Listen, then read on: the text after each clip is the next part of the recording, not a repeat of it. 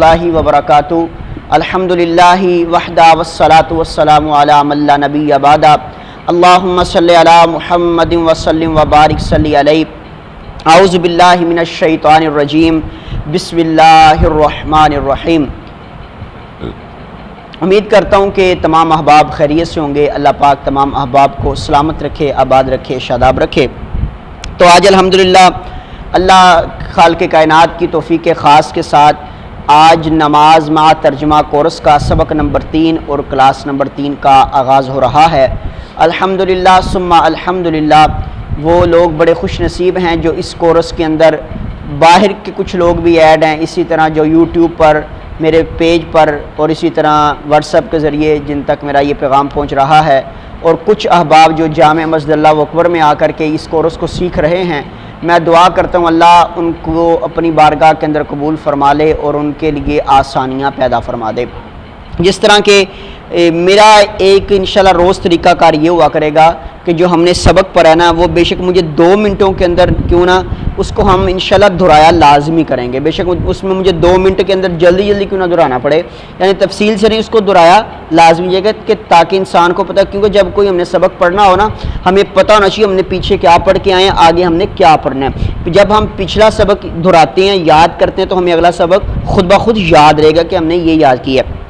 پہلی کلاس کے اندر ماشاءاللہ ویڈیو تو موجود ہے، لیکن پہلی کلاس کے اندر ہم نے یہ سیکھا تھا کہ پہلی کلاس کے اندر کہ نماز کے لیے کیا چیز ضروری ہے، وضو کرنا ضروری ہے، پاک ہونا ضروری ہے۔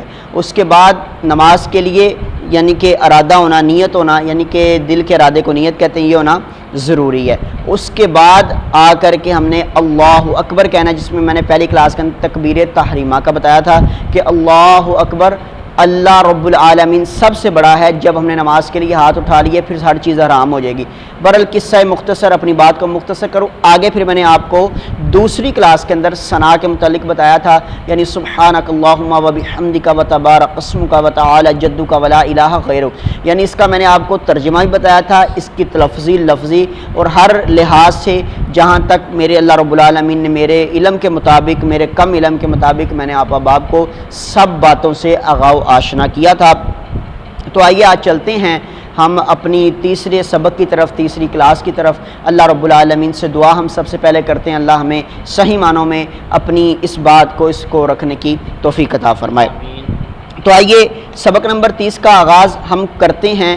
اعوذ باللہ من الشیطان الرجیم بسم اللہ الرحمن الرحیم، یعنی اعوذ باللہ سے ہم سبق نمبر 3 کا آغاز کرتے ہیں۔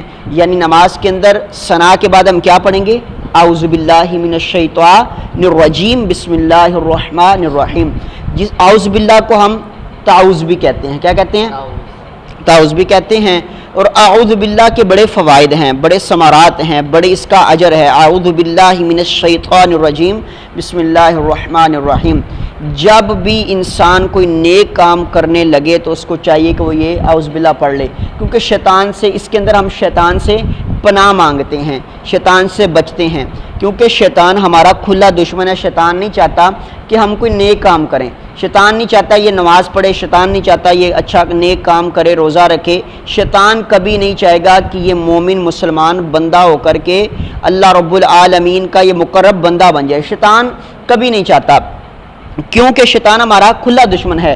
شیطان نے اللہ سے اجازت لی ہے کہ اللہ تو مجھے اجازت دے دے، قیامت تک میں تیرے بندوں کو بہکاتا رہوں گا، تیرے بندوں کو ڈراتا رہوں گا، تیرے بندے کو بھکانے کے ساتھ ساتھ تیرے بندے کو گمراہ کرتا رہوں گا۔ لیکن اللہ رب العالمین نے فرمایا شیطان جو میرے ہوں گے نا وہ تیرے باتوں میں نہیں آئیں گے، جو تیرے ہوں گے، جو تیری بات کو مان لیں گے، جو تجھے وہی مانیں گے جو تیرے پیروکار ہوں گے، لیکن جو میرے ہوں گے نا وہ تیری بات کو نہیں مانیں گے۔ آئیے ترجمہ پہلے میں آپ کو تلفظ کے ساتھ اعوذ باللہ ہم پڑھ لیں، کیونکہ اعوذ باللہ میں ہماری کافی غلطیاں ہیں، کیونکہ حمزہ اور عین کے اندر ہم نے فرق رکھنا ہے، ذال کا بھی ہم نے خیال رکھنا ہے۔ پہلے آئیے سمجھ لیجئے تلفظ کے ساتھ اعوذ باللہ من الشیطان الرجیم۔ ہم اکثر کرتے ہیں من الشیطان الرجیم، من الشیطان، شیطان نہیں ہوگا، من الشیطان تو ہوگا اور نون کو را کے ساتھ ملایا جائے گا، الرجیم را کو موٹا کیا جائے گا۔ اعوذ باللہ من الشیطان الرجیم بسم اللہ الرحمن الرحیم الرحیم. یعنی یہ میں نے آپ کو تلفظ کے ساتھ پڑھا، ایک مرتبہ سے پھر پڑھ دیتا ہوں تاکہ آپ احباب کو آسانی ہو جائے. اعوذ باللہ من الشیطان الرجیم بسم اللہ الرحمن الرحیم. یہ میں نے آپ احباب کے سامنے تلفظ کے ساتھ اعوذ باللہ پڑھ دی. تو آئیے اب ایک ایک حرف کا میں آپ احباب کے سامنے ترجمہ کرنے لگا ہوں. اعوذ، میں پناہ مانگتا ہوں، میں پناہ مانگتا ہوں، باللہ، اللہ سے، اللہ کے نام سے یا اللہ سے، باللہ، اللہ کے نام سے کیا پناہ مانگتا ہوں؟ من الشیطان الرجیم. من الشیطان کا مطلب، من الشیطان کا مطلب ہوگا شیطان سے. میم کا مطلب ہوتا ہے سے، کیا ہوتا ہے؟ من کا مطلب کیا ہوتا ہے؟ سے. من کا مطلب جو ہوتا ہے اور مین کا مطلب کیا ہوتا ہے؟ سے. من الشیطان، شیطان سے، الرجیم، شیطان مردود، یعنی الرجیم کا مطلب ہوگا مردود سے. کس سے؟ مردود سے. تو توجہ کیجئے، با محاورہ ترجمہ کیا ہوگا؟ اعوذ باللہ من الشیطان الرجیم، میں پناہ مانگتا ہوں شیطان مردود کے شر سے، یعنی اس کی شرارتوں سے. مردود کسے کہا جاتا ہے؟ جس پر لعنت برستی ہو. میں کیا کرتا ہوں؟ اس سے پناہ مانگتا ہوں، شیطان کے شر سے، شیطان کی شرارتوں سے، شیطان کی چلاکیوں سے کیا کرتا ہوں؟ پناہ مانگتا ہوں. کس کی پناہ میں آتا ہوں؟ اللہ کی پناہ میں آتا ہوں اور اس سے میں بچتا ہوں. آگے بسم اللہ الرحمن الرحیم. ہم بسم اللہ کو تسمیہ بھی کہتے ہیں، اور ہر انسان کو اچھا کام شروع کرنے سے پہلے کیا پڑھنا چاہیے؟ بسم اللہ پڑھنی چاہیے. کیوں؟ اس کا ترجمہ بڑا پیارا ہے. بسم اللہ الرحمن الرحیم، اس کا ترجمہ یہ ہوگا شروع اللہ کے نام سے. بسم اللہ، شروع کرتا ہوں، بسم اللہ، اللہ یعنی بسم اللہ، شروع کرتا ہوں اللہ کے نام سے. اسم آ رہا ہے نا، میں نے آپ کو شروع میں بتایا تھا اسم کا مطلب کیا ہوتا ہے؟ نام. بسم اللہ، شروع اللہ کے نام سے. الرحمن الرحیم، الرحمن کا مطلب ہے رحم کرنے والا. کیا مطلب ہے؟ رحم کرنے والا. مفسرین کہتے ہیں رحمان اسے کہتے ہیں، رحمان اللہ کی صفت ہے، اللہ کا نام ہے، اللہ کی صفت ہے. رحمان اسے کہتے ہیں اللہ رب العالمین کی رحمت، جو اللہ رب العالمین نے عام بندوں کے لیے رحمت رکھی ہے. اللہ چھوٹوں پر بھی رحم کرتا ہے، بڑوں پر بھی رحم کرتا ہے. اللہ رب العالمین کافروں پر بھی رحم کرتے ہیں. اللہ رب العالمین یہودیوں پر بھی رحم کرتے ہیں. ہم دیکھتے ہیں یہودیوں کے پاس مال بھی ہوتا ہے، رزق بھی ہوتا ہے.